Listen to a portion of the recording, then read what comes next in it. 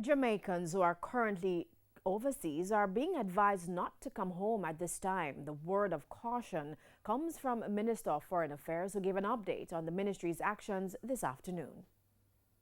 There's a list of precautionary measures against any public gathering to control the spread of COVID-19 in Jamaica. But the warnings go beyond our shores. We're currently appealing to our diasporans to strongly reconsider travel to Jamaica at this time. For Foreign Affairs and Foreign Trade Minister Kamina Johnson-Smith, the warning is not only to limit the number of imported cases of COVID-19, but also a safety measure for the diaspora. She says the government is not aware of any Jamaican overseas who has contracted the virus.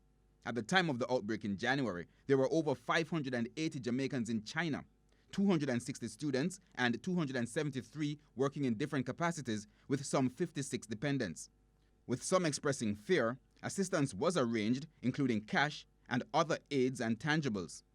This varied from outreach to financial institutions to have late fees waived, including Student Loan Bureau and other private institutions, to the provision of care packages to the epicenter in Wuhan, who are under lockdown. Since then, 14 Jamaican nationals returned from China, including 7 students.